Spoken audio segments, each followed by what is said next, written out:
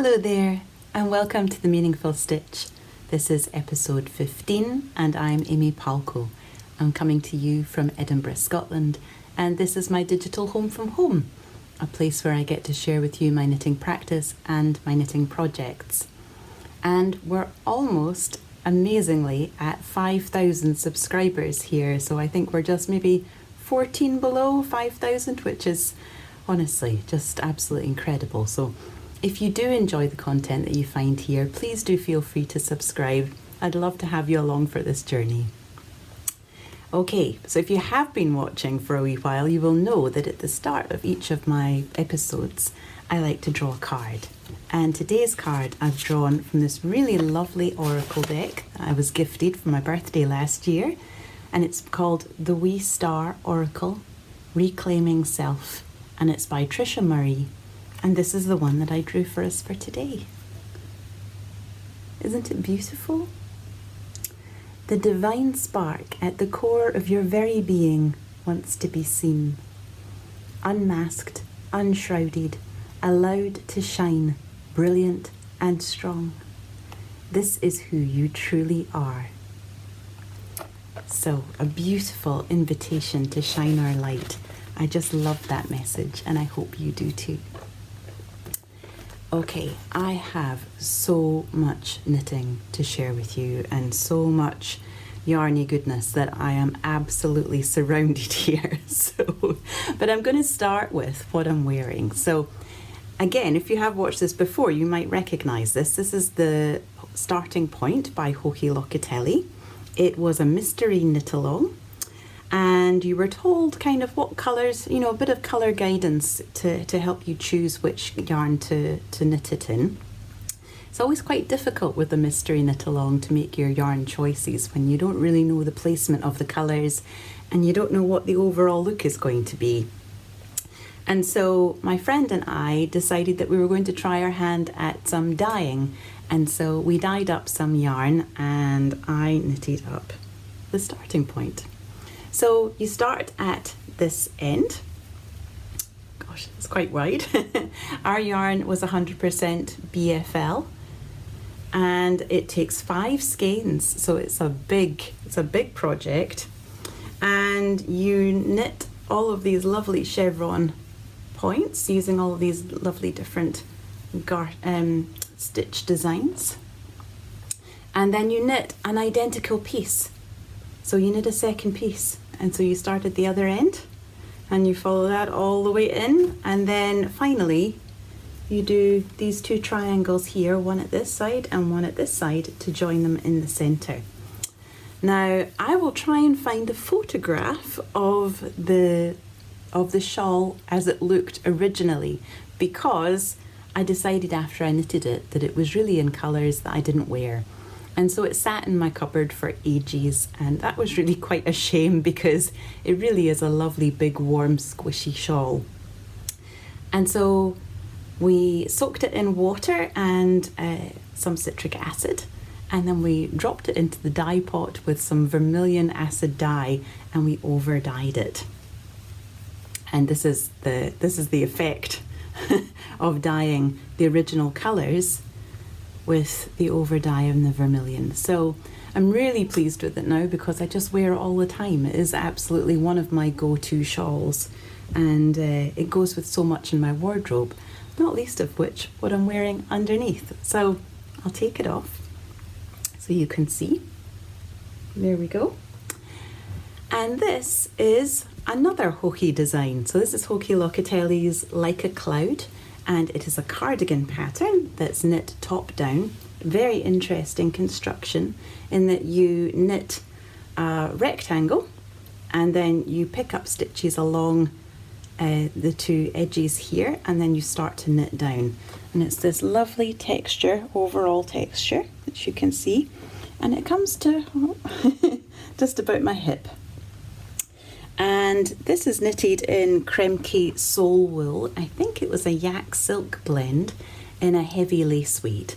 And I held it double with a strand of Drops Kidsilk in dark rose. So it's a very lightweight cardigan. As you can see kind of through it.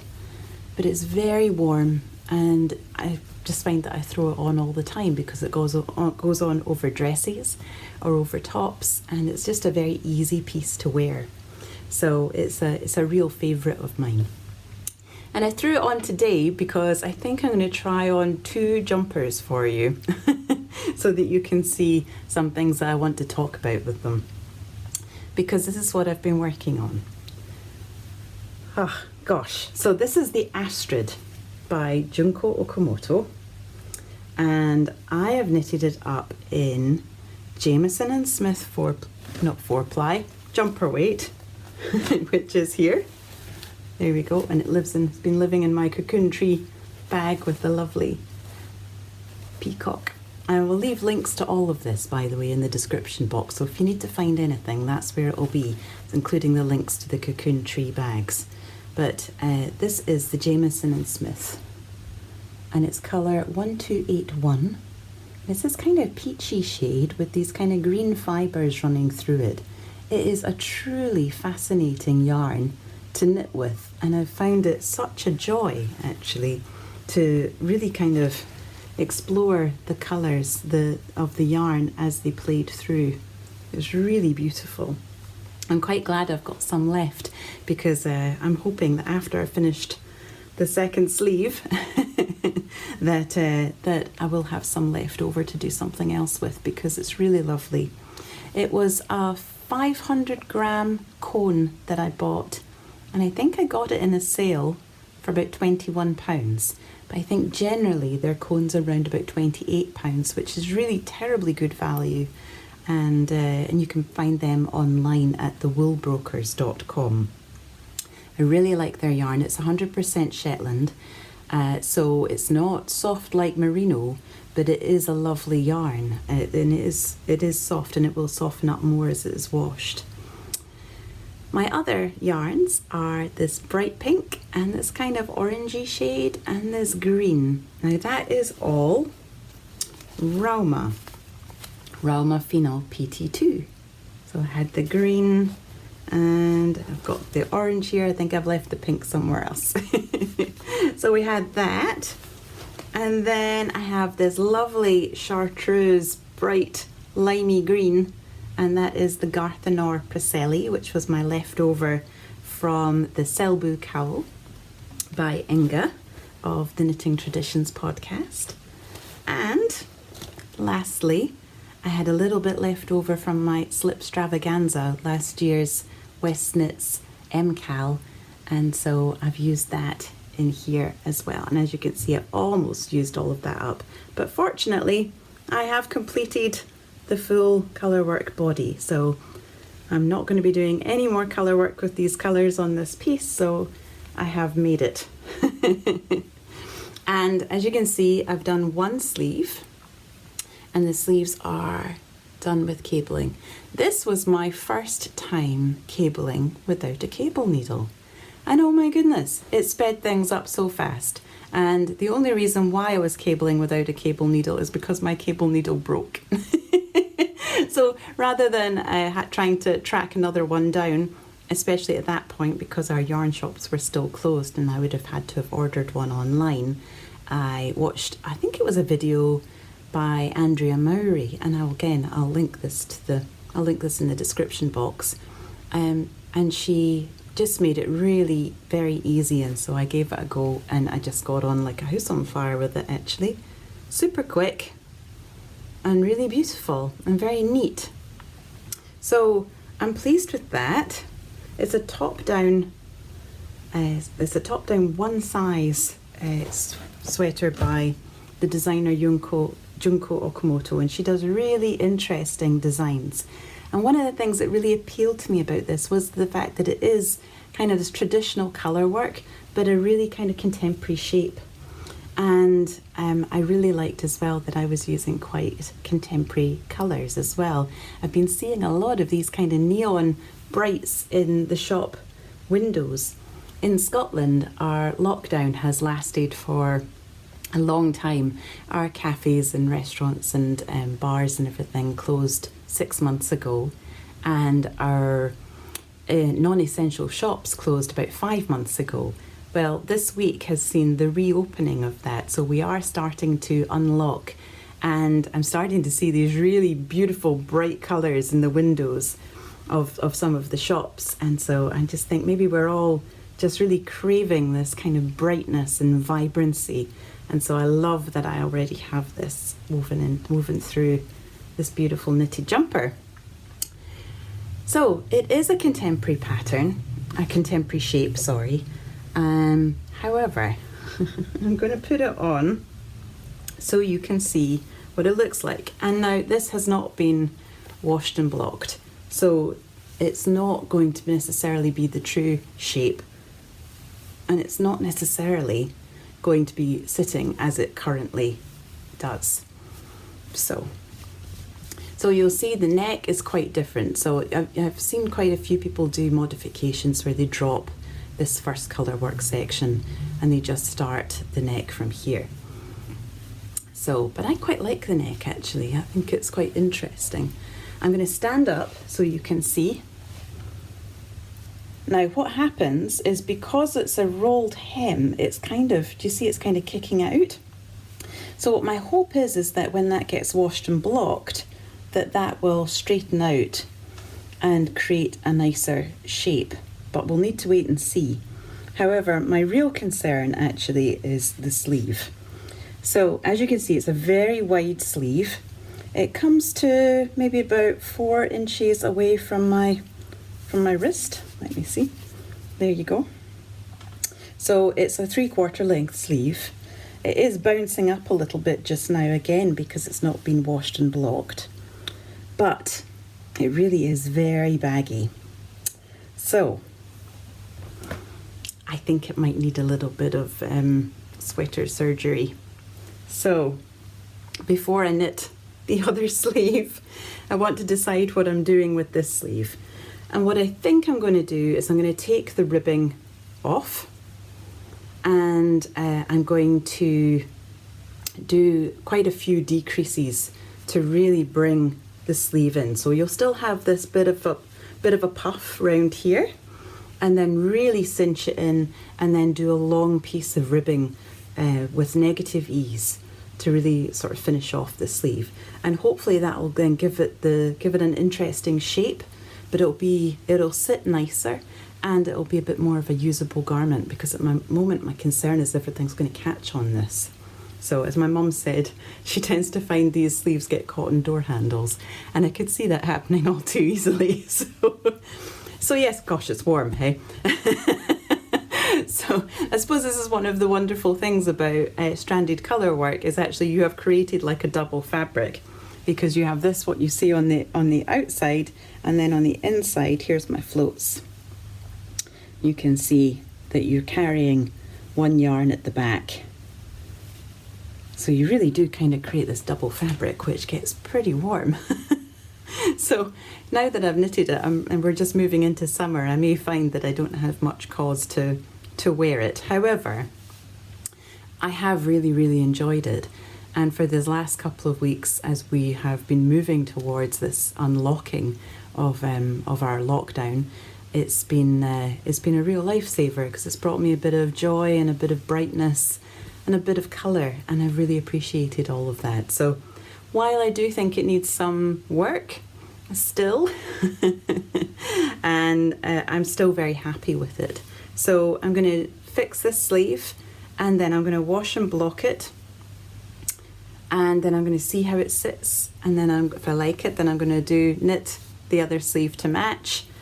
If I don't like the edging of the body, then my plan for that is to pull it up a bit so you can see, is to pull it back to this garter rib here, and then do a straight piece of ribbing, just to kind of pull this flat, because the rolled edge, I think, is what's contributing towards the kind of kicking out that's happening just now. But like I said, this may all relax out in a blocking process.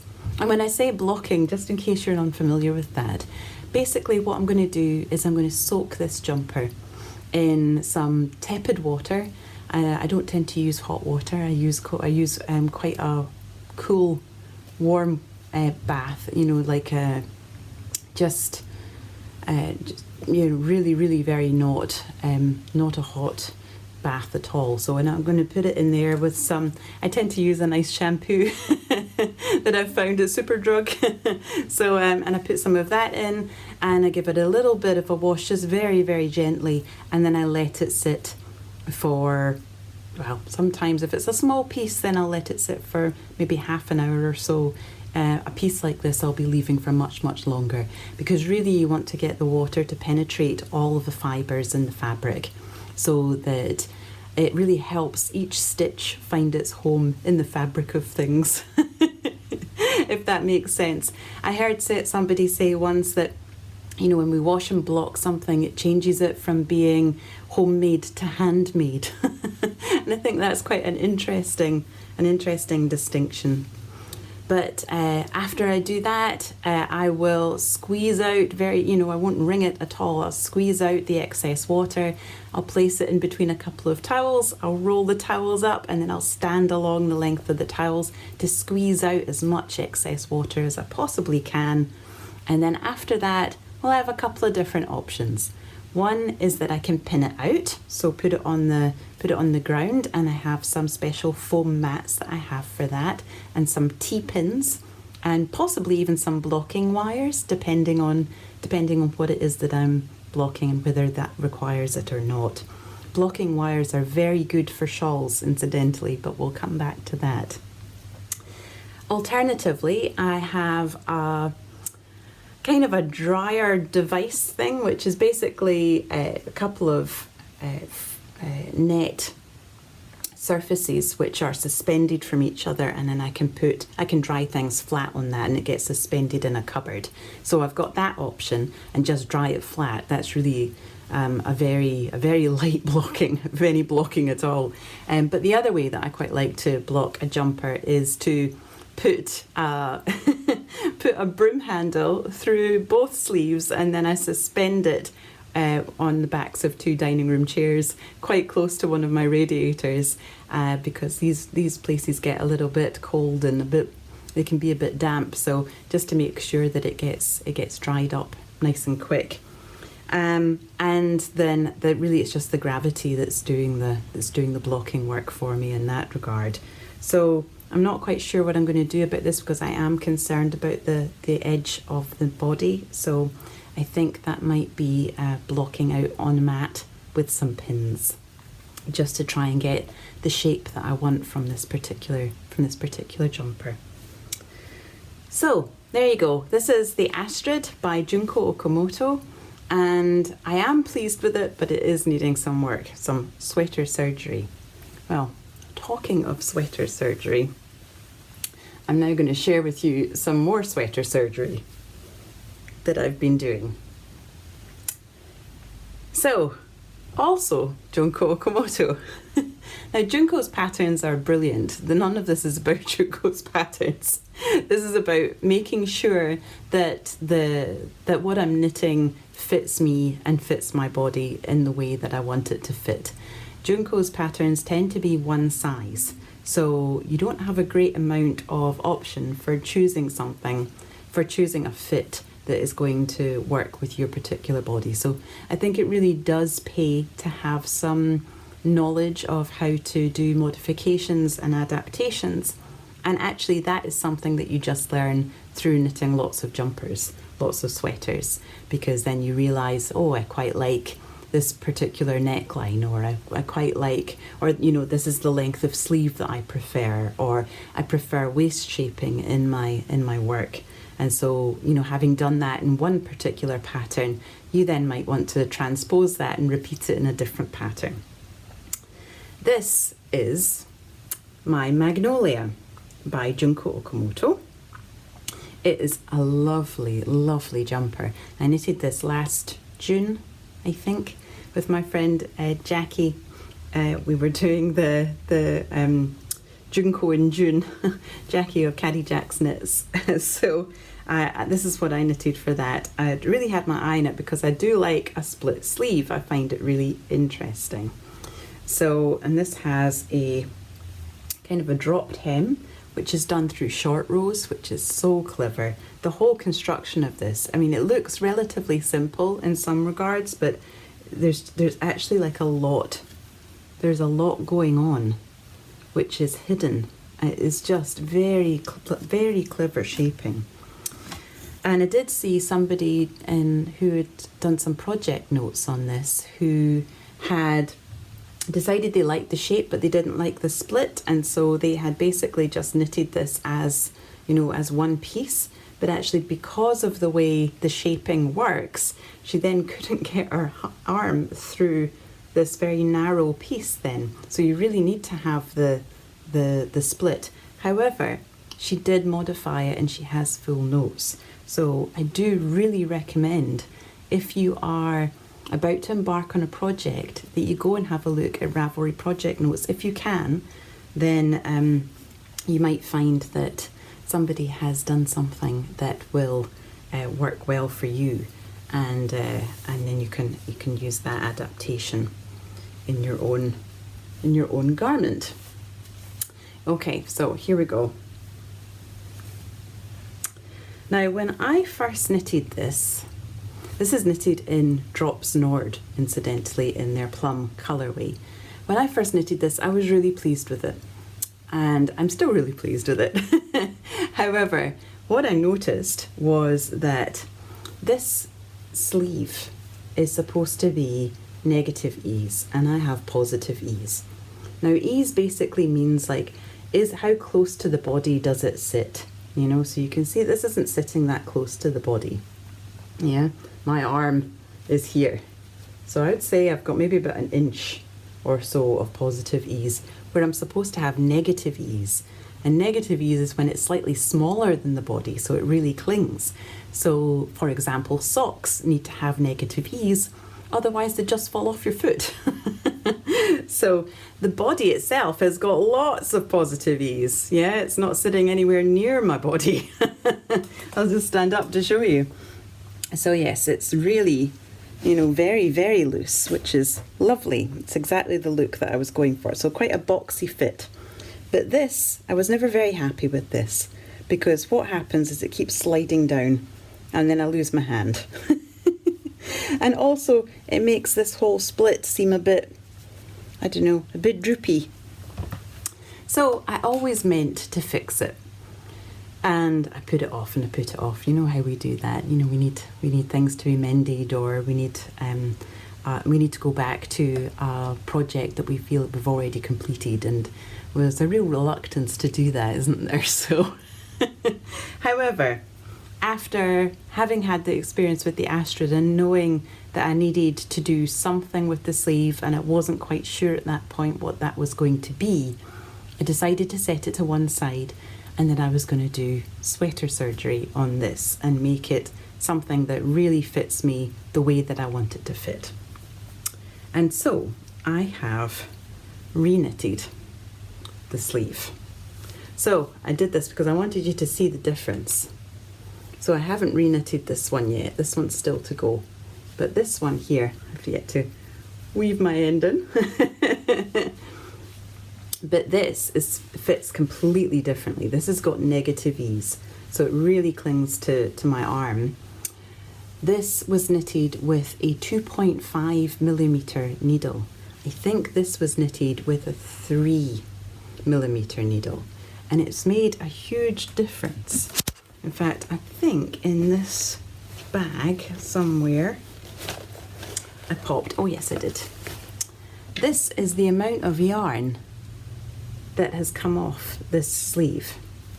So I've knitted it to the length, I've knitted it to the requirements that are specified in the pattern, but because I've knitted it on needles that are 2 sizes smaller than this one, this is the amount of yarn that I have left over from this sleeve compared with what is in this one. So it's a reduction of quite a bit of yarn, but it sits so much better, and I'll show you. See, look. So almost like it gives more definition, more shape to the sleeve, and it's really got the effect that I want, which is bringing it in, cinching it in at the wrist here. Whereas you can see on this one, we're still It's still very baggy. So I will be ripping this back and re-knitting this one. And then I will have a jumper that I'm really pleased with. Or even more pleased with, I should say. So those have been my two projects that I've really been doing the most work on. I was swithering about calling this episode A Tale of Two Sleeves. Because, yes, it's all about the sleeves at the moment. Well, not all about the sleeves, because it is also about the shawls. So the other project that I've been working on, and you'll all have seen this, is my half and half triangle wrap. But I just wanted to share it with you quite quickly. I'll run through the details. It's the half and half triangle wrap by Purl Soho. I am knitting it in Purl Soho's linen quill, which was a beautiful gift. This colour is bright flamingo. The modifications I'm using are the German short rows, and I am slipping the last stitch with my yarn held forward to create a smooth edge instead of my garter bumps. I'm knitting it on a size 3.25mm needle, which I think is a US size 3, could be wrong. And I have finished the first skein. Here we go. Finished the first skein. So I'll be joining this and starting on the second skein. But what I wanted you to know, because this is the large, I should say this is the large size, because there is a smaller one. This uses 6 skeins of linen quill. The smaller one uses 4. But with this one skein for this first half, I have 124 rows. So if you are just starting, or you're working through your first row and you were just your first skein and you were wondering how long this is going to be, I've just counted, and I think it's 124 rows with the first skein. So there we go, that's that one. And just in case you haven't seen my second colour, that's what it's going to be. So it's this bright flamingo with this gorgeous turmeric yellow. I think it's called, yep, turmeric yellow.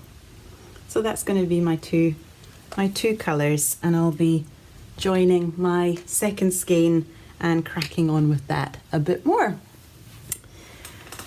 Okay, so half and half shawls brings me to my CAL announcement. So I mentioned last time that I would really like to do a knit along, and the knit along is going to be called the All the Shawls CAL.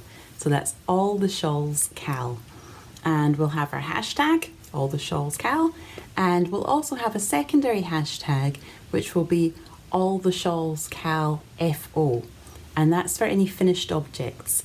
I'll be bringing together the finished objects in my Instagram stories so that we can all see them there, and I'll also be using those to do the giveaways on Instagram, because there is going to be some prizes. We'll also be over on Ravelry in my group, The Meaningful Stitch, and you're welcome to join us over there. I look forward to that. And I've set up discussion threads there, so there is a chat thread, so we can just have general chatter there, and then there's an FO thread as well. So again, I'll be showcasing images from any images that you share from that here, and I'll be also selecting people for prizes, random generators for prizes there as well. If you would like to donate a prize to the giveaway, then please do get in touch with me at amypalco@googlemail.com, and I'll pop that in the description box as well. I've had a few people get in touch with me. My auntie has got in touch from Cocoon Tree Yarn, from Cocoon Tree Bags. That's her label there, her logo, the Cocoon Tree. And so she said that she's going to send me a couple of bags. Eva Christie of the Perth Festival of Yarn, sent me a beautiful skein of yarn. This is from Dye Candy, and it's the Perth Yarn Club exclusive. Look at the shades of that. It's called A Cautionary Tale.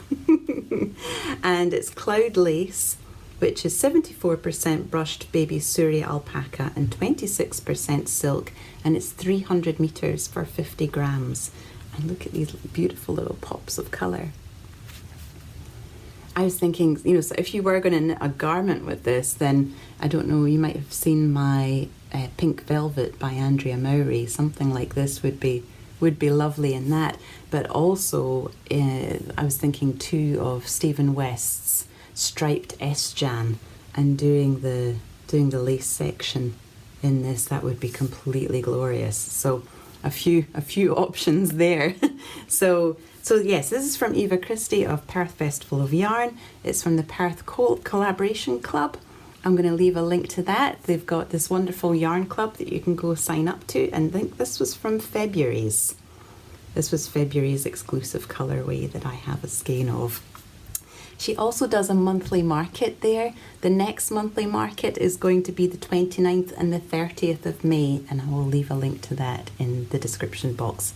Also, I should just show you this too, because she sent this for me. It's a little mini, and it's called Redhead at the Festival. Look at these little pops of red. Aren't they fab? The funny thing is I used to be a redhead.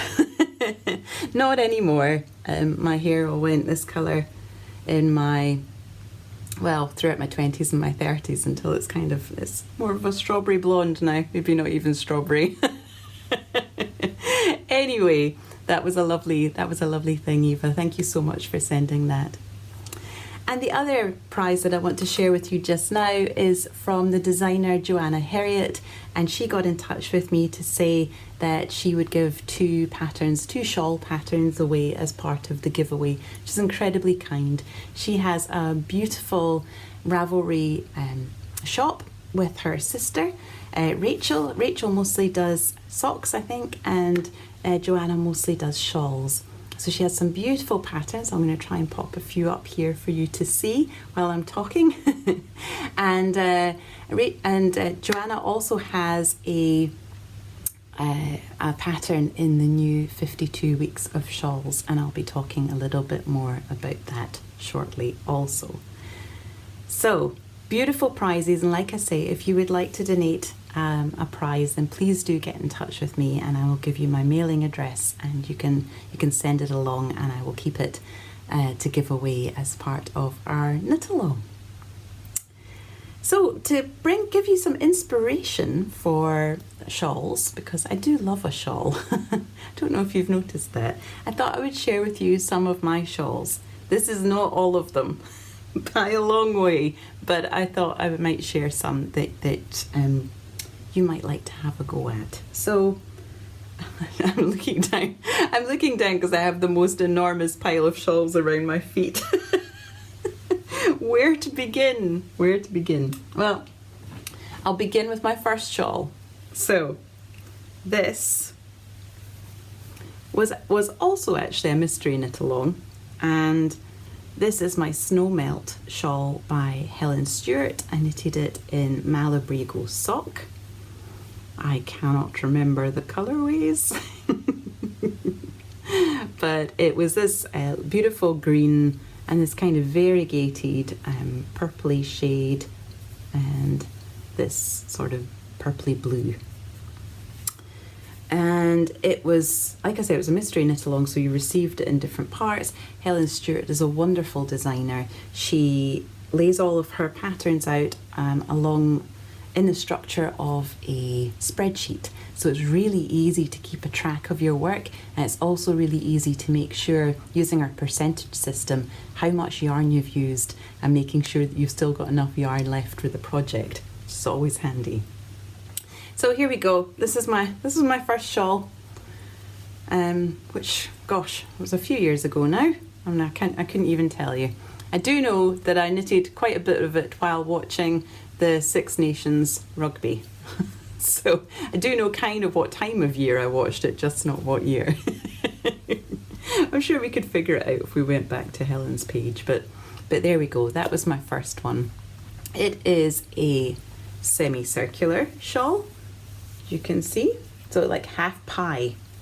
And half pies work according to where you place your increases along and it's also where I learned how to do an I-cord tab cast on. You might find that tab cast ons are quite, particularly when you are starting in the middle of a shawl, then you probably will have to do a tab cast on.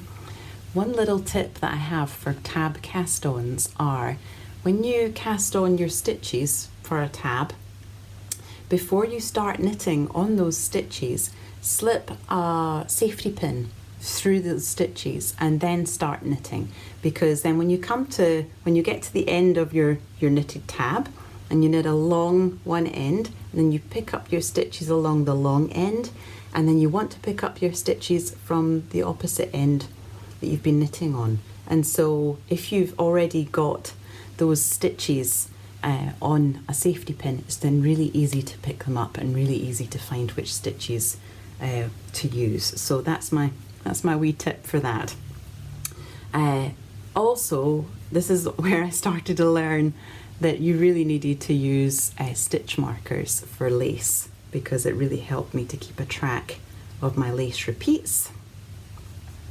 And I learned how to do an I-cord edging as well on this one. So that is one thing that I really love about shawls, is they give us an opportunity to learn a new skill, a new knitting technique, and it's generally across a broad piece of fabric, so then there's lots of opportunities to continue practicing that technique until you really get it.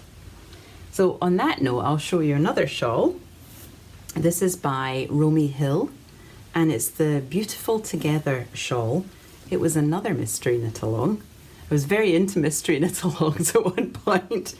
And there you go. As you can see, it's another half pie. This yarn, I think, is from Old Maiden Ant, who's a yarn dyer not too far away from here. She dyes really beautiful yarns, as you can see.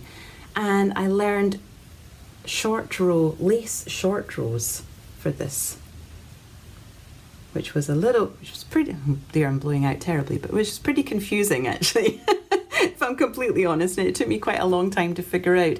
I did try and do it while I was out at a cafe with a friend, and then quickly realised that was not the place to do this kind of knitting, that I needed to be home and reading the pattern very closely. But I'll just pop it on so you can see it. So I think this was a 2 skein project, so it is a smaller shawl than the kinds that I generally knit now. I quite often knit a much larger shawl, but it is nice, particularly when it's not too cold and you just want a wee pop of colour and a little bit of.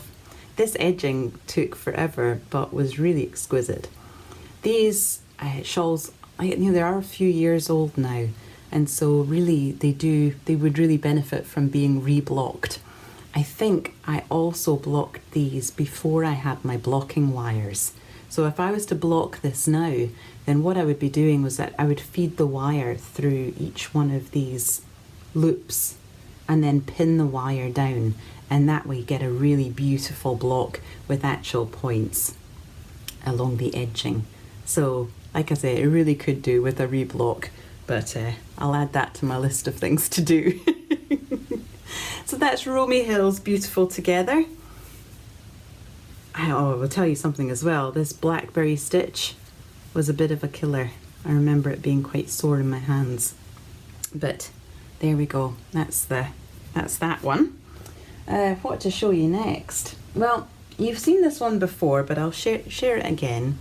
This is the Excuse Me shawl by Stephen West, and this was the first shawl that I ever knitted brioche. So I used this shawl pattern to teach me brioche, and this, by reading the instructions, giving it a go, getting it wrong over and over and over and over, and ripping it back until I got it right, it really kind of gave me a really good grounding of brioche.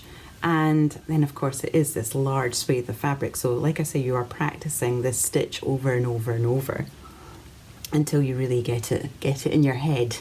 And the other thing I did was I found YouTube tutorials, because there are YouTube tutorials for everything. And like I said, I'm still looking up, I would think of myself as quite an experienced knitter, but I still look up YouTube tutorials on how to do things all the time. And there's always going to be new techniques and new ways of doing things that I want to have a go at, that I want to integrate into my own knitting practice. And so YouTube videos are perfect for that.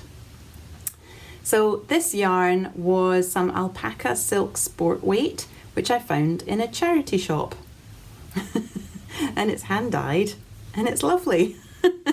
I think I got it for about 99 pence a skein, which seemed like an absolute steal. And I can honestly say this is one of my most worn shawls. It is one that quite often sits out in the lounge because others like to pop it on or wrap themselves up in it too, because it's very warm and squishy and cosy. And that is the thing about brioche. It does create a very lovely squishy fabric. It really is like being hugged when you wear it. Brioche also creates this on one side and this on the other side. So it is a reversible fabric.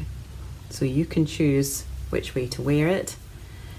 If I was to do it again, this is where I learned this part here. And actually I kind of like that because, you know, it is messy. It's not that neat. But that's the place that I really practiced and really learned, and I ripped this back. A brioche tab starter is a really difficult place to start brioche. I'm not necessarily sure I would recommend learning brioche with a brioche tab, but I did get there. It is a little bit messy, but I really don't care because I just love this. And it's such a brilliant shape. It's kind of like a long asymmetric triangle. So like I said, I wear this one a lot. Right, next up, well, I'll show you another one you've seen before. And this is the Lune by Natasha Hornby. And I think this is the one I wore in my very first episode. And this was knitted using some Snaildon and some Solier yarn, which was sent to me by my friend Jackie of Caddy Jack's Knits.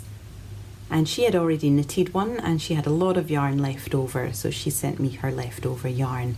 And then I just needed to buy, I think it was another skein of this cream, which is the Snaildon, to really finish it off. It's a beautiful shawl. It's mosaic knitting, which is a form of colour work, which is super easy to do because unlike with stranded colour work where you are bringing 2 strands or more along with you in your knitting, this you're only ever using 1 strand of yarn, and the rest of it is formed through slip stitches. So you're slipping your colour up through your rows. So you would knit this dark blue here, and then you would slip the light, and then you would knit the dark, and then slip the light.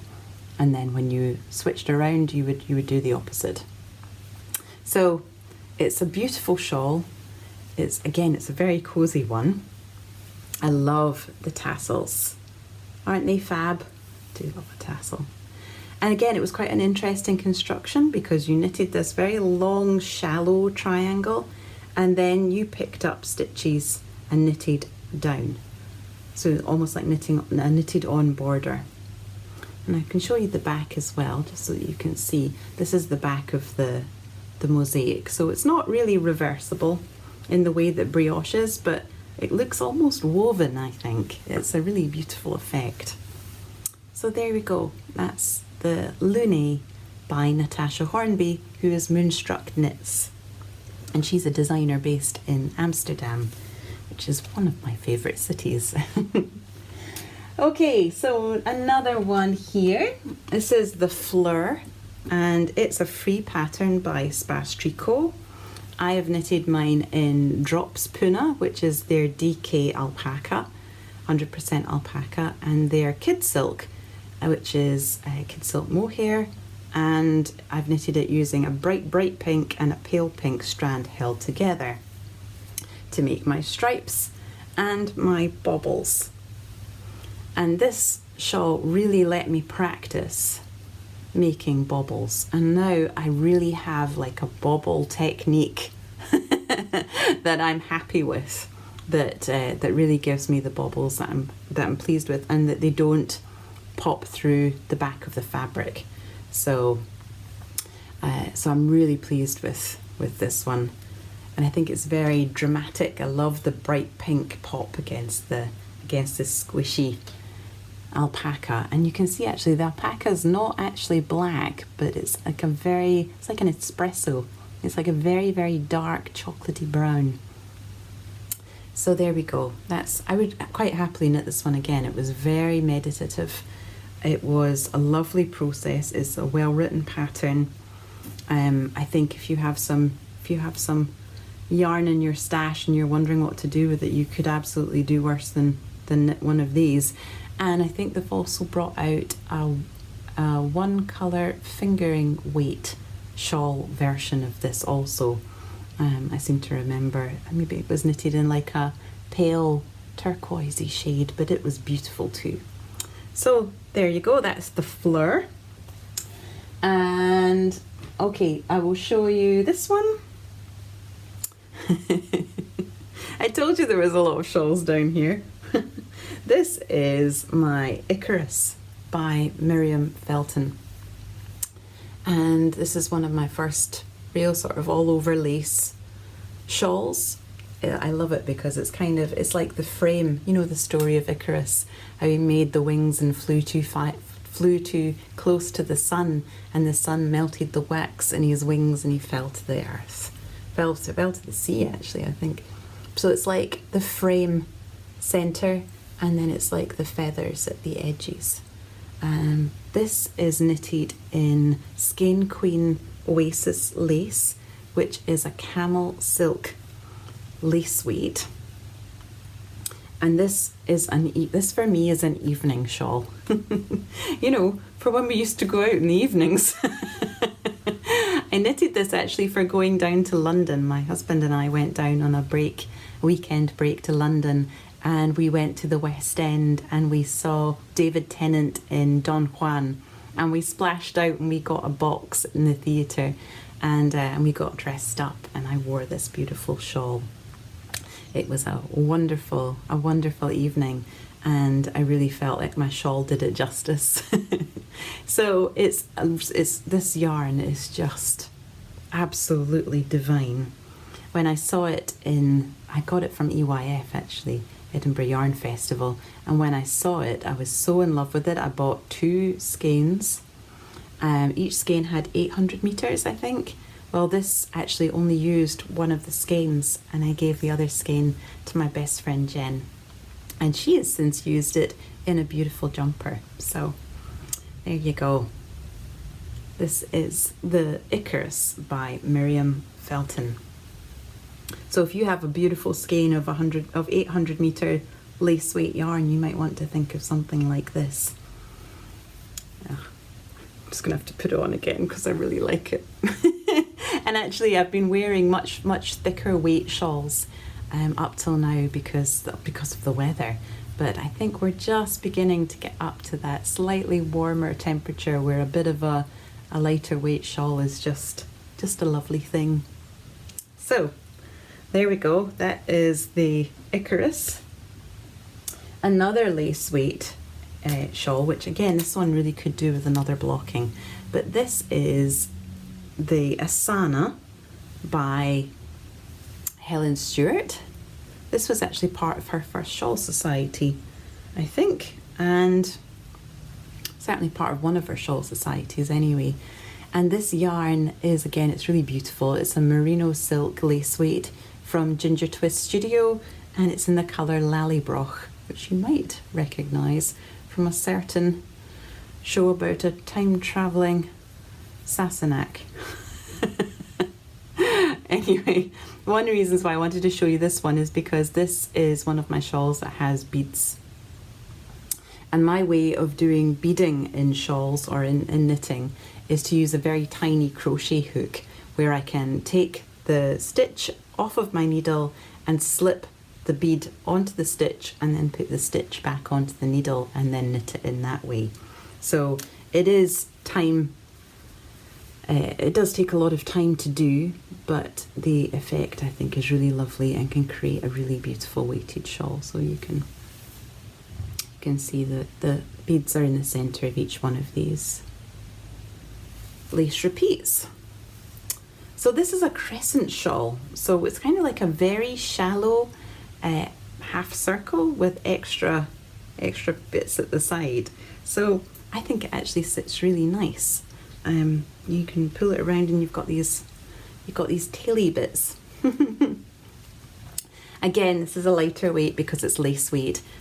You absolutely must use stitch markers for your lace repeats, because these are quite large lace repeats. And I seem to remember that there's lace knitting on both the right side and the wrong side for some of this. And so that's just something to be aware of. So it's a slightly more advanced lace pattern. But like I said, Helen Stewart lays all of her patterns out as a spreadsheet, so they are really easy to keep a track of. So there we go, that's my Asana. Got a few more to go. You still up for some more? This is my hipster shawl, and this is in, I think it's BC Garn Soft Silk, which is a DK weight 100% silk yarn. Again, it's got these beautiful little tassels. This design has these great cross stitches, which I think look really good, and a kind of a texture design which gets a little bit lost, I think. Particularly, maybe it's just in the type of fibre that I've chosen. This is a summer shawl for me because it's made in the silk fibre. It's actually a little bit lighter weight for me, and so I like to wear this with my summer dresses in the evenings and things. I do really love it. It feels really nice. And again, you see, it's not a super shiny silk, it's more of a sort of a slubby silk. And I got this actually from my mum's local yarn shop, which is called My Little Mai, which is in Cognac. And I just really love this colour. In fact, this colour will be making a reappearance a little later. But there we go. This is the hipster shawl, and that's by Joji Locatelli.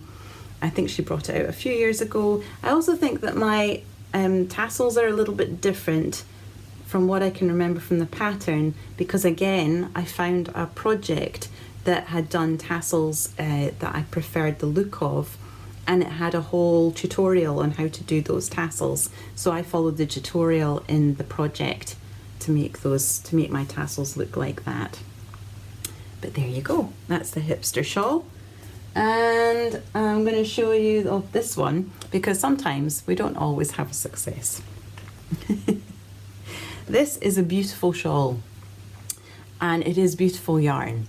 I just did not make a good pairing between shawl and yarn, and that's because, well, this is the Molgvan by Lucy Haig, and she does the most amazing cables, as you can see. Can you see the cable work? Really beautiful. And this yarn is in the colourway Jasper, and it is a 100% Shetland cobweb by Old Maiden Aunt. My problem is that, and it's a circular shawl, so you start in the centre and you work your way out. My problem is that because I knitted it in a cobweb, and because it's a circular shawl, and also because it's cables and not lace, I've ended up with a shawl that's actually too small. So you can see what happens here. You can wear it like that, I suppose, but really it's too small. If I'd knitted it in the fingering weight that the pattern was supposed to be, then I would have probably have had, or in slightly larger, if I'd upped the needle size or something, I would have ended up with a larger shawl. So again, it's nothing to do with the pattern, it's also nothing to do with the yarn. This is absolutely on me because I mismatched the pairing, because it is a beautiful pattern. The other thing I did was I did my increases wrong, so I've ended up creating little holes when you're supposed to not have those little holes. That's all supposed to be closed. You can see there. But because I started with that, I thought, well, as long as I continue then it's a statement. It's a style statement rather than a mistake. Okay, 2 more shawls, and actually they're both the same design. This is my Garter Goodness by Stephen West, and this was my first fade, and it took a long time to build this fade. So I had a very, very pale grey and a slightly darker grey. I think this is called Silver Fox and this was called Pewter, and that's both lichen and lace in their 100% merino single ply. And then I found this gorgeous green, this, I think it's called Poison Ivy, and that's from Vine, and I had that sent over from New York, and it cost me a lot of money in shipping and customs, unfortunately. And then I managed to find this, which would take me from the grey into the green at, I think it was actually, I think it was Inverness. I think I went to the Yarn Festival in Inverness, and they had a hand dyer there, goes by the brand Ripples, and I managed to get this skein that would take me through my fade. I like to think of it as, you know, I don't know if you have this where you live, but these large like boulders of quartz, and then you've got the moss that started to creep up the quartz boulder. That's what I thought of when I looked at this. That's what I had in mind when I was putting together this fade. Now, lots of people don't like this part of the design. This kind of, it seems like an extraneous flap. I actually love it. I think it's genius, because what you do is you take it and you put it down, and actually it sits next to your, next to your chest. And so if you've got like a V-neck on or a round neck, then actually it just gives it an extra layer of fabric, and it keeps you cozy. And actually then the whole piece sits much nicer as well, because then you have this folded edge. I think there's people who have done modifications to get rid of that part, but actually I really like it. So there you go. This was my first fade. It's a 4 skein project. It is mostly garter stitch, but you are just doing these occasional increases, which you mark with your stitch marker. So you just knit, knit, knit, knit, knit until you get to your stitch marker, and then you do a yarn over. So it's a lovely, easy pattern, and it creates a really beautiful shape, which I will show you just now. There you go. So I was really pleased with how this worked out. Like I said, it was my first fade. So, gosh, I'm going to start moving some of these shawls over to the other side. And I'll show you one last one. And again, this is one that I wear an awful lot. It's another Garter Goodness. So again, we've got this flap here. This is in La Bien-Aimée Merino Singles in the colourway Aria and Dawn. Is it Dawn or is it High Garden? It might have been High Garden. And this silky mohair here, I think that's Dawn. I think the single ply merino is High Garden. And so the pattern doesn't say to stripe in mohair. That's just something that I did to create the effect that I wanted. And then I found another skein of yarn from Tôt le Matin, which is called Little Miss, and it was just the most perfect shade to fade from the Aria into the High Garden and then into the Dawn. I wear this one a lot. This smells like my perfume that I was wearing yesterday because I had it on yesterday. So I find this really easy to wear. It feels how does it feel? It feels silky, it feels soft. It feels light and fluffy and just completely delicious. I love this shawl. This is one of my absolute favourites. And I bought a raincoat the same colour as this so I can wear it all the time. So there we go. That's the second garter goodness. So you can knit another shawl shawl pattern that you've knitted before and get really quite a different effect depending on what kind of fibre you're using and what kind of colours you're choosing and what kind of combination you're choosing for the second or third or fourth shawl. So there we go. Oh, that's, like I said, that is just a selection. There are more, but I think that's enough for one day. Okay, so to give you a little bit more inspiration, if that was not enough, I wanted to share with you something that I picked up yesterday. Can you guess what it is? It's the 52 weeks of shawls. See, when they brought out 52 weeks of socks, and I think we've already established on this podcast that I am not a sock knitter. Remember how I said I'm not a cable knitter and I'm not a colourwork knitter, and I'm clearly both of those. I'm probably also a sock knitter, but just in denial. But I am most definitely a shawl knitter. So I heard they were doing a 52 weeks of shawls book after they brought out the 52 weeks of socks. And I knew desperately that I wanted this book. And I could have waited for it to come out in the post from my local yarn shop. I bought it from Ginger Twist Studio, but I couldn't wait. So so I popped in and picked it up yesterday so the postman wouldn't bring it to me. I would already have it. And when I got home, I read it through from cover to cover. And then when I got to the end, I started at the beginning and I went all through it again. And then after that, I sat on the floor and I pulled out my stash. And I pulled out yarn combination after yarn combination to have a little think about what shawls that I wanted to knit from this. So I just wanted to share, well, I'm going to share a few with you. And I have written out the page numbers. One thing to say is it's a beautifully constructed book, and it's got absolutely stunning photography. Let me just look at this for an example. Beautiful. And it's laid out, it's kind of divided up into sections like this. So this is week 14 to 26.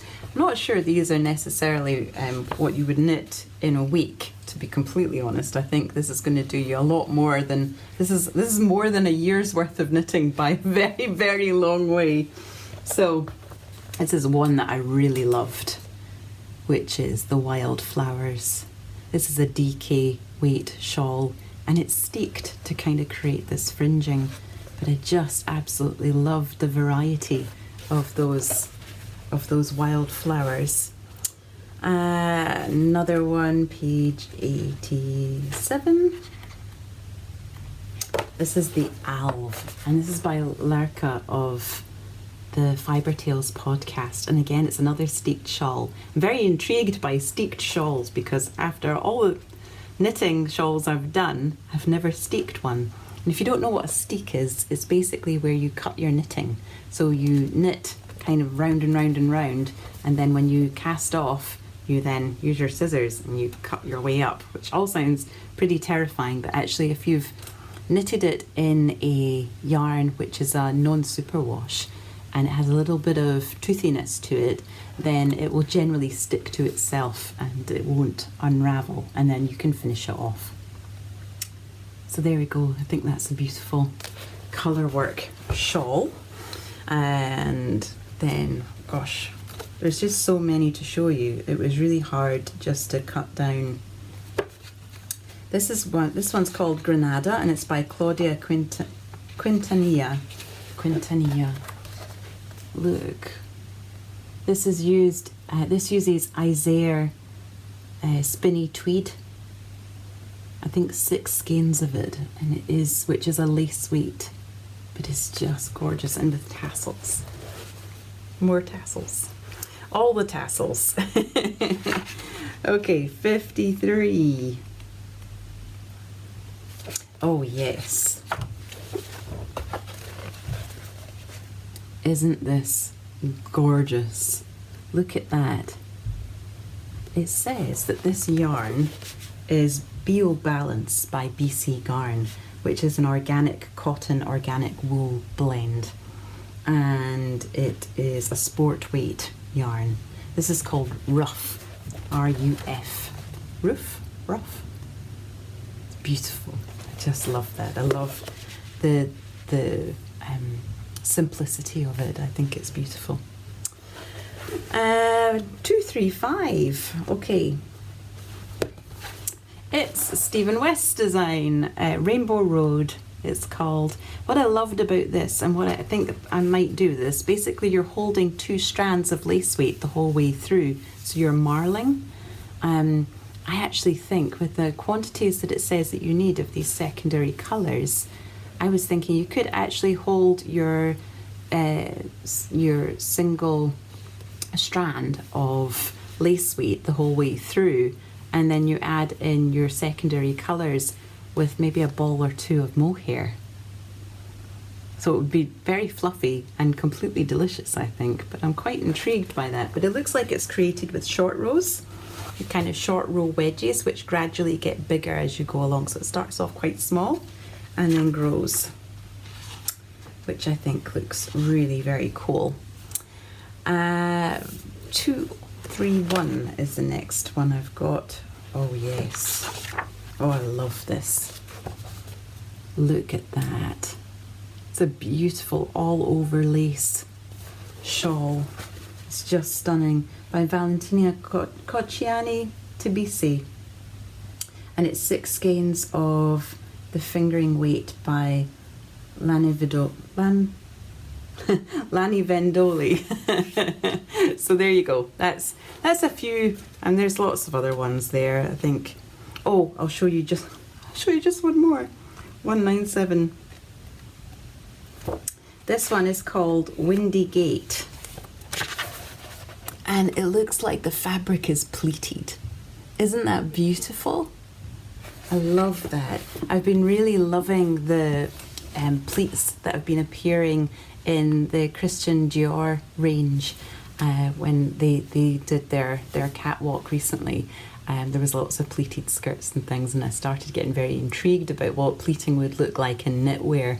And then it just so happens that Lina have a shawl in here that replicates that particular design. So I'm really, really interested to explore that. Oh, okay, one last one, because the question then becomes, what do you cast on first? So let me show you what I'm going to cast on first. This is Stiper Stones by Joanna Herriot. And so Joanna is the one that's donated 2 patterns of her self-published shawls. So not this one, but her self-published shawls. And so to celebrate that, I thought this would be the first one that I knitted from the book. It's a beautiful chevron design. It starts off with a smaller edge and builds up longer.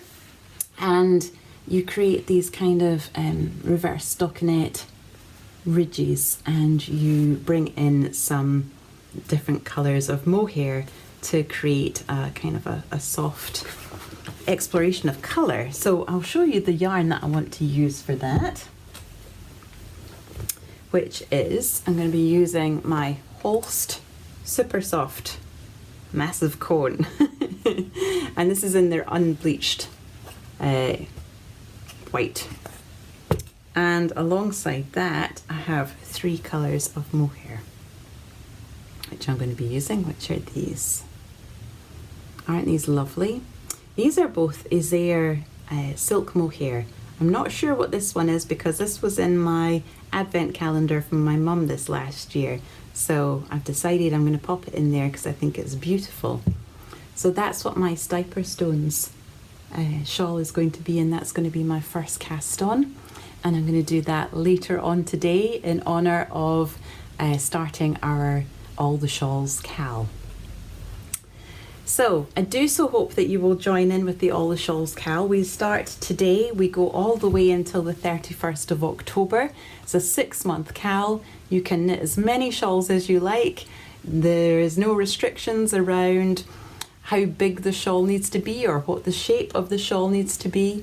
I'm being quite loose with the definition of shawls, so if you have a scarf pattern that you want to knit instead, that would also count. And the other thing to say is you can double dip, so if there's other CALs that you're participating in, you can still also participate in mine. I'm absolutely fine with that. You would have to check the rules for the other CAL, obviously, but I'm completely fine with that. The other thing is that you are more than welcome to do a whip, to work on a work in progress. You do not need to restrict yourself to a new cast on, although I know a new cast on is always a lovely thing, but I'm a big proponent of finishing off those languishing whips. So if this CAL encourages you to pick up an old project bag that's maybe been tucked away somewhere that has a shawl in it that's maybe only partially finished, then please do take that out and you can absolutely contribute that and work on that. As I said before, there is a finished object thread in the Ravelry group, and there is also the finished object hashtag that you can use in Instagram, because I know that Ravelry is not available to everybody at the moment, and I think that's a very sad thing, but I did want to make sure that there was still a way for us to participate on Instagram.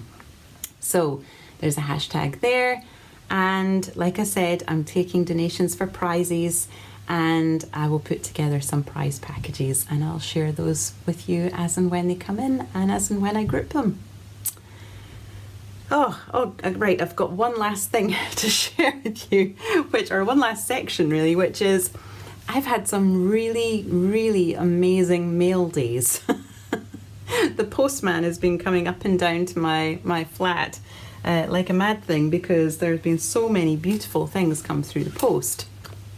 So one of those things was a huge box appeared at my door, and then I remembered that I had signed up for a workshop in natural dyeing and weaving with a company called 1719, or a charity actually called 1719, and they're based down in Sunderland. And I will leave a link to their website in the description box. But I had signed up for it a wee while ago. It really hadn't cost me very much money at all, and they said they would send me out the materials to participate in the class. So a couple of days before the class was due to start, I was sent this enormous box, and it had in it a loom and lots of these little paper bag packages.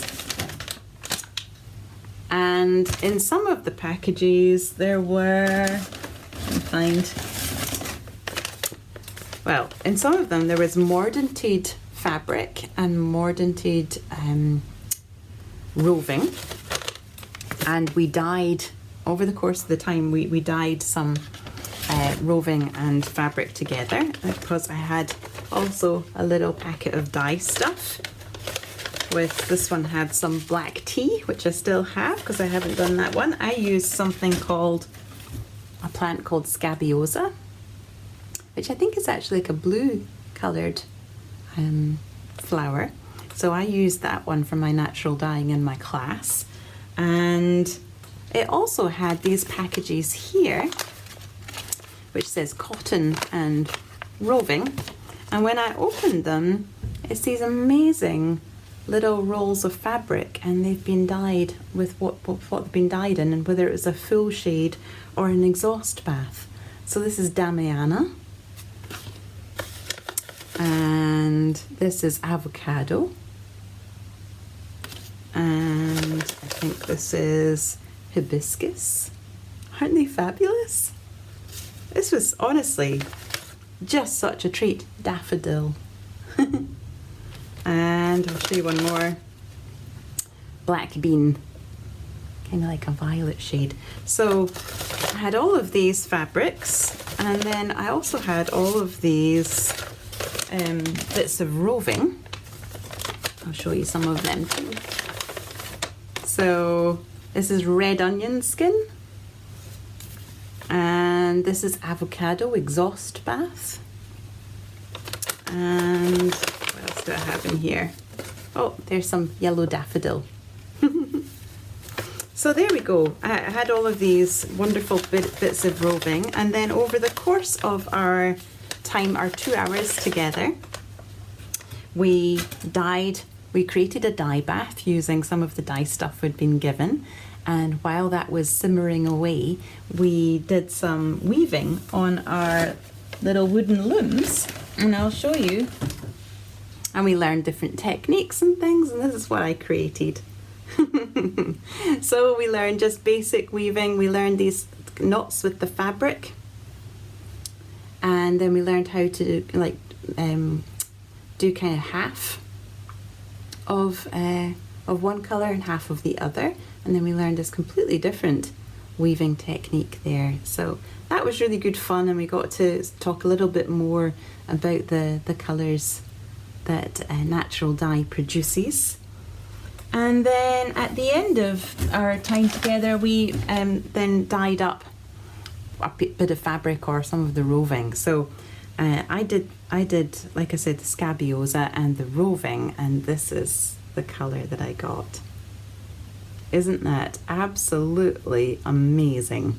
I left it for quite a few days because I really wanted to give it an opportunity to have a quite an intense dye, but I'm really pleased with how it worked out. And it reminds me, it's so gold, you know, it reminds me of Rumpelstiltskin. You know, I had to spin the gold. It feels like Rumpelstiltskin spun gold. So that's how I'm thinking of it. But that was a lot of fun. So that was something that arrived in the post. So that was pretty epic, really. It was so much more than I was expecting, and it was just such a delight. We had a really lovely tutor who took us through the whole process. She was very kind. She was very generous with her time and her knowledge. The whole thing was a complete treat and a delight, and a real bright point, I think, in what sometimes felt like quite a grueling winter of lockdown. So that was a really lovely bright point. The other thing that arrived in the post was this, because I won a giveaway. So Twin Aura Knits, which is a podcast here on YouTube, they were doing a subscriber giveaway, and I won it. So I won this beautiful kit to make this berry. Look how gorgeous that is. I'm so excited about this. I just want to cast it on straight away.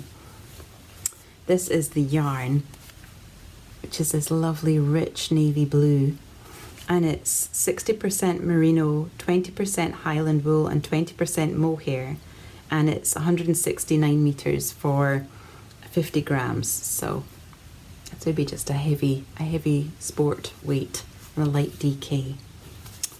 So I'm really excited about this. And then also in here, just to show you, because I got this lovely little project bag, but there's a really little bag inside. Wait till you see this. This is so cute. Inside this was a little label made with love that I get to put inside my hat. Isn't that cute? And not only that, but they also popped in this beautiful basic bar lotion from Harbour Creek Honey, and I've been using it on the backs of my hands because I've been getting very dry hands. I still think so many of us have been, actually, because we've been doing all this hand washing and applications of hand sanitizer. So that was very welcomed also. I'm going to pop all of this back in here so I don't lose any of it. So that was from Jess and Erica of Twin Aura Knits, and I do recommend you go and check them out. They're a lot of fun. They do beautiful knitwear. They're always choosing, just such beautiful, fun fabrics. They're also really into their spinning too. They do wonderful yarns.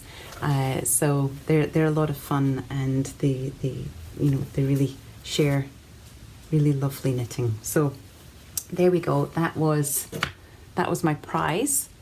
What else did I get? Oh yes, my mum sent me 2 skeins of Trey Lizzie's Psyche base, which is a merino silk single ply, and it's in the colourway Mother of Dragons. And honestly, this shade is just, look at that. Is that not just completely glorious? So I'm going to have to figure out, this is definitely shawl. This is absolutely definitely a shawl. Almost reminds me a bit of a tiger lily as well, actually. So I just absolutely love this. So I'm really excited about that. I'm wondering what to knit with that. So I've got some thinking to do, but I've got lots of inspiration for shawls. So I'm sure I'll come up with a beautiful project. So that was just so lovely to receive in the post. So thank you, Mum. And I've got a few purchases that I made. Well, here's one. Because like I said, we opened back up, Scotland started to open back up again on Monday. There are still restrictions in place. Everywhere has to close, I think, at 8. There's no alcohol indoors. So we do still have some restrictions in place, but we are much more open now than we have been in a very long time. So on Tuesday, I went out with my daughter to her quilt making class, and I was being measured for a kilt because my daughter's going to make her ladies' kilt that she needs to make to qualify as a kilt maker. So she wants to make it for me. So I needed to go in and be measured, and because I was willing to go in and be measured, then I stood in as a model for them to teach the class. So that was a lot of fun. It was a lovely group of people, and I hadn't really been around groups of people for a wee while, so that was really, really nice. And afterwards, I went across the road to the Scottish Textile Showcase, which is new. So they were originally in the Kirk, which had a marketplace just on the Royal Mile. However, that has not been open for well over a year now because of Corona. And so they decided that they needed to get their own premises. So they now have a shop on St Mary's Street, which again is just off the Royal Mile. And they sell just beautiful goods. I will leave a link to their website, and you should also follow them on Instagram because they've got some really beautiful products. They have a lot of accessories and garments. They sell fabric. They sell gifts. They sell Hebridean tweed. And they've got really strong and good relationships with lots of different Scottish textile makers, including Dye Gilpin. So I bought some Dye Gilpin Lalland because I figured, this is my first time out the house properly for a wee while. I should mark this occasion about being able to buy things in shops again with some yarn. So I bought 4 of these, which gives me 700 metres. And I've also pre-ordered the new Lina magazine that comes out next week, and I think there is a lovely top in that which I could possibly knit with my new Lalland. And then yesterday I went into town again and I went to Ginger Twist Studio. I picked up my 52 weeks of shawls, I pre-ordered the Lina magazine, and I bought this skein of yarn. Now, when I went into Ginger Twist, they have spent the lockdown dyeing up the most amazing array of colours. I will pop a photograph in here because it was honestly breathtaking. Such beautiful variety and such vibrancy, and just completely glorious, like a yarn rainbow. And so I felt really, really very bad for going in then and saying, I need a skein of plain undyed sport weight yarn. But I need it for a project. So I will share that project with you just now. So, but just know that this is not really terribly representative of the stock that Ginger Twist have right now, which is just the most fabulous array of colours. So this is Pin-Up Sport, and it's 300 metres, and it's 80% superwash merino and 20% nylon. So, and I've got it to go with this, which is Cowgirl Blues Merino Twist. It's also 300 metres for 100 grams, and it's 100% superwash merino. So my plan, I've got 4 skeins of this and 1 skein of this, and my plan is to knit a Plum by Junko Okamoto. So I'm on a Junko Okamoto trip at the moment, and this, I don't have enough of this to do the whole jumper. So this is going to be like a band that sits here where the lace work is and where the colour work is. And my colour work is going to be this. This is going to be the plums. And I'm going to hold 2 strands of this lace weight, which is Kremke Soul Wool Silky Kid. And I'm going to hold 2 strands of that together for the colour work. So my colour work will have a little bit of textural contrast as well as colour. So there we go. That was a huge amount of knitting and inspiration and more shawls than you could possibly imagine. And so I think I'll close up there. We are at 1 hour and 25 minutes, so this is an exceptionally long one, so I apologise. Oh, now I've dropped my book. Here we go. But I do have a poem to share with you just as we conclude. So what my hope is for this knit along, this All the Shawls Cal, is that it will allow each one of us to show up and shine, that we will be encouraging each other, we'll be helping each other, we'll be supporting and cheering each other on, and really helping each one to build up their own creative confidence. And that for me is this, divine spark, this call to show up and shine. And on that note, I'd like to share with you this poem, and it's by Alice Walker, and it's called Before I Leave the Stage. Before I leave the stage, I will sing the only song I was meant truly to sing.